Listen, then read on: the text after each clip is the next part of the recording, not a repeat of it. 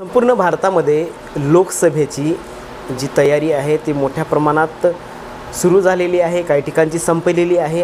आता लातूर जिल्ह्यामध्ये 7 तारखेला निवडणूक होऊ घातलेली आहे, त्या दिवशी मतदान होणार आहे। आणि आता जर लातूर जिल्ह्यातलं वारं बघायला गेलं तर काँग्रेस आणि भाजपा अशी दुहेरी जी टक्कर आहे ती दुहेरी टक्कर होतानाचं चित्र दिसते। लोक जे आहेत दोन्ही उमेदवाराला पसंत करत आहेत असंही चित्र या ठिकाणी दिसते। आपल्यासोबत आहेत भारतीय जनता पार्टीचे प्रदेश प्रवक्ते शिवानंद हैबतपुरे। आपण त्यांच्याशी जाणून घेणार आहोत की काय परिस्थिती आहे, काय नाही। काय सांगाल एकंदरीत लातूर लोकसभेसाठी? एकीकडे डॉक्टर शिवाजी बंडेप्पा काळगे हे भारतीय राष्ट्रीय काँग्रेस महाआघाडीचे उमेदवार आहेत, तर एकीकडे महायुतीचे जे उमेदवार आहेत सुधाकर तुकाराम श्रंगारे। एकंदरीत काय कशा पद्धतीने आता ह्या निवडणुकीकडे बघताय, काय सांगा? नाही, खरं तर ही निवडणूक जनतेच्या दृष्टिकोनातून पाहायचं झालं किंवा आमच्याही दृष्टिकोनातून पाहायचं झालं तर ही दोन जातीतली किंवा धर्मातली लढाई नाही आहे।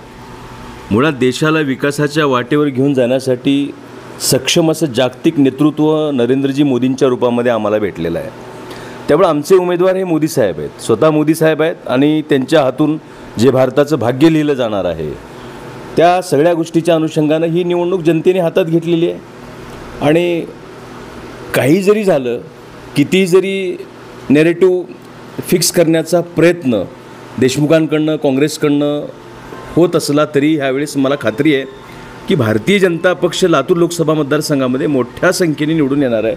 आम्ही गेल्या वेळेसपेक्षा ह्यावेळेस खूप सकारात्मक आहोत। आमच्याकडं कामाची पुण्याई आहे, मोदींचं नेतृत्व आहे, मोठी यादी आहे आमच्याकडं, त्या आधारावरती आम्ही निश्चितपणे निवडून येणार आहोत। काँग्रेसकडनं ज्यावेळेस आरोप केले जात आहेत की मागचे जे खासदार आहेत म्हणजे भाजपाचे उमेदवार यांनी काहीही काम केलं नाही असाही आरोप त्यांच्याकडनं केला जातो। नाही, मुळात एक लक्षात घ्या, प्रत्येक व्यक्तीचा स्वभाव असतो। खासदार सुधाकर श्रंगारेंचा देखील एक स्वभाव आहे, ती व्यक्ती सामान्य माणसाच्या सुखदुःखामध्ये सगळीकडं सामील होत असते।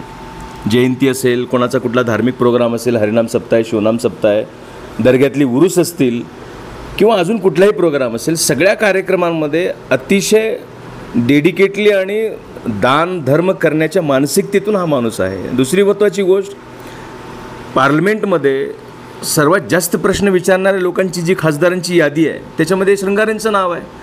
मग काम न करता कसं बोलू शकतो वरती? आणि सगळ्यात महत्त्वाचं म्हणजे लातूर लोकसभेमध्ये रेल्वेचे प्रश्न असतील, पाण्याचे प्रश्न असतील, रस्त्यांचे प्रश्न असतील, मोठ्या प्रमाणामध्ये श्रंगारेंनी मोठं काम केलेलं आहे। आता विषय एवढाच आहे की त्यांना त्याचं सादरीकरण करता येत नसेल किंवा ॲडव्हर्टाईज करणं, बरं काम कमी करणं आणि ॲडव्हर्टाईज जास्ती करणं ही हा देशमुखी थाट आहे। हा बाभळगावच्या देशमुख अँड कंपनीचा सगळ्यात मोठं सवय काय असेल तर मुठभर घुगऱ्या रातभर मचमच ज्याला आपण म्हणतो, हा देशमुखी थाट आहे।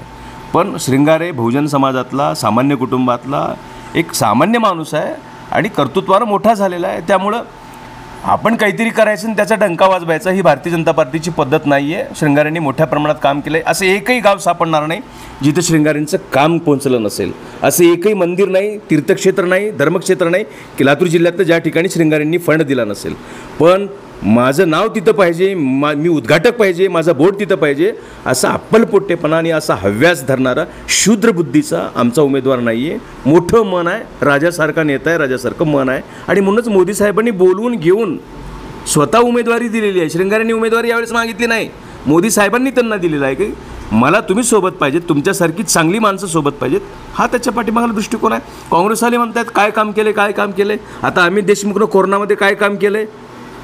10-10 हजार लिटरचं पाणी पिते त्यानं, लातूरचं पाणी पिना, माजराचं पाणी पिना अमित देशमुख फॉरेनमधलं पाणी पिते, त्याचं काही घेणं देणं इथल्या माणसांबरोबर नाही। त्यानं विचारते श्रंगारेंनी काय केले, काम केले म्हणून। खूप मोठी यादी आहे, बिलकुल आमची तयारी आहे। एकीकडं त्याचबरोबर उच्च शिक्षित आणि अल्पशिक्षित असाही मुद्दा उपस्थित केला। हे बघा, सुशिक्षित आणि अशिक्षित आणि अल्पशिक्षित वगैरे ह्यापेक्षा मला वाटतंय माणूस सुसंस्कृत असणं खूप महत्त्वाचं आहे।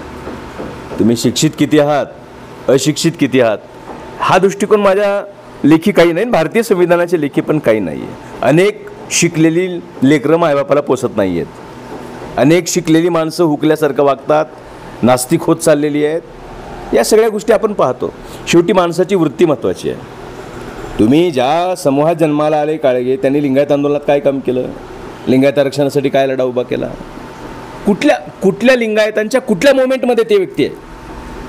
मी दाव्याने सांगू शकतो, महात्मा बसवण्णांचा पुतळा, सार्वजनिक पुतळा जो लातूरमध्ये रस्त्यावरती आला, असा प्रकारचा गलका उठला होता, त्यावेळेस सगळ्यात पहिल्यांदा धावून येणारा माणूस काळगे नव्हता, कुठला मराठ्यांचा नव्हता, कुठल्या लिंगायताचा नेता नव्हता. सगळ्यात पहिल्यांदा श्रंगारे साहेब आले त्या जागी. लिंगायतासाठी सगळ्यात पहिल्यांदा श्रंगारे धावून आले होते आणि त्यांनी स्वतः गडकरींनी कन्व्हिन्स केलं, गडकरींना बोललं आणि मग त्या संदर्भामध्ये सगळ्या उपाययोजना झालेल्या आहेत. बसवजयंती असेल, शिवनाम सप्ते असतील, सगळ्या गोष्टी लिंगायताशी संबंधित जेवढ्या कुठल्या गोष्टी आहेत त्या सगळ्यांमध्ये श्रंगारेंचा अंतर्भाव आपल्याला दिसतो. पण काळगेंचा कुठेही दिसत नाही, देशमुखांचा कुठेही दिसत नाही. हे काळगेंना पुढे करून लिंगायतांचा गळा कापून राष्ट्राचा अवसान घात करण्याचं पाप देशमुख करत आहेत. लिंगायत देशमुखाला भीक घालणार नाहीत. आणि दुसरा जर मुद्दा उपस्थित केला गेला की आज प्रियंका गांधी यांची सभा होती उदगीरमध्ये, या सभेचा काही परिणाम? नाही बघा, फाटलेल्या नोटा चलनात चलत नाहीत. पुरा गांधी फाटलेला आहे, सोनिया गांधी फाटले आहे, राहुल गांधी फाटले आहे, वाड्रा बी फाटून गेले. आता म्हणून ते जुन्या काळातलं बंदा आणलं ते मल्लिकार्जुन खरग्या, ते बी फाटलेलंच आहे, ते बा चेंदामेंदा झाले. त्यांच्याकडे लिडरशिप नाही, काँग्रेसकडं लिडरशिप नाही. हे जगानं मान्य केलेलं आहे, काँग्रेसने मान्य केलेलं आहे. पण उगं गर्दीत मुडदाबी चालू देत का नाही, तशा प्रकारचा प्रयत्न आता होतो आहे की चला आमची लिडरशिप आहे, आमची लिडरशिप आहे. कोण प्रियंका, कोण वाड्रा, काय संबंध आहे? शेताबरोबर संबंध आहे का? चुलीबरोबर संबंध आहे का? घराबरोबर संबंध आहे? पोत्र्याबरोबर संबंध आहे? कशाबरोबर संबंध आहे? तोंडात चांदीचा सोन्याचा चमचा घेऊन आलेले हे जे राजपुत्र आहेत इटलीतले, हे लोक या देशातल्या सामान्य माणसाच्या सुखदुःखाशी कधी समरूप होऊ शकत नाहीत. यांचा DNAच भारतीय जनसामान्यांच्या DNA बरोबर मॅच होत नाही. त्यामुळे ही लिडरशिप भारतीयांनी झुगारून दिलेली आहे, नाकारलेली आहे. त्यामुळे अशा फाटक्या नोटा देशमुख किती बी आणून जर इथं चलनात चालवा म्हणत असतील तर उदगीरची लोक असल्या नोटा अजिबात सोडू देत नाहीत. म्हणजे एकंदरीत डॉक्टर काळगे यांचा पराभव होईल असं वाटते तुम्हाला?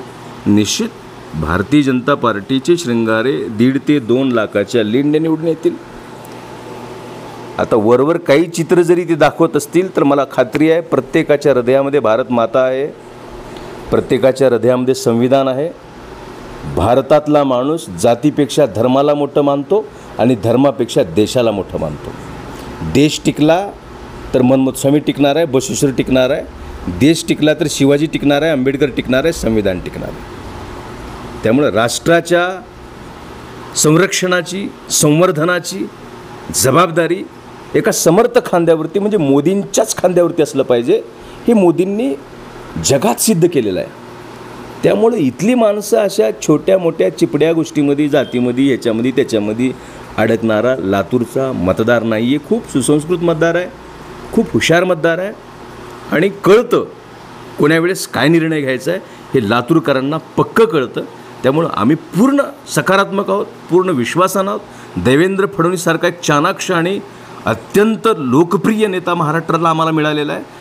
देवेंद्र फडणवीसांच्या नंतर नरेंद्र मोदींसारखा एक नेता देश पातळीवरती मिळालेला आहे आणि म्हणून ही सगळी नेते या देशातले लोक जपतील आणि मोठ्या मताने, मोठ्या मनाने श्रंगारे साहेबांना प्रचंड मताधिक्याने निवडून आणतील यावरती पूर्ण विश्वास आहे. तर हे होते भारतीय जनता पार्टीचे प्रदेश प्रवक्ते शिवानंद हायवपुरे.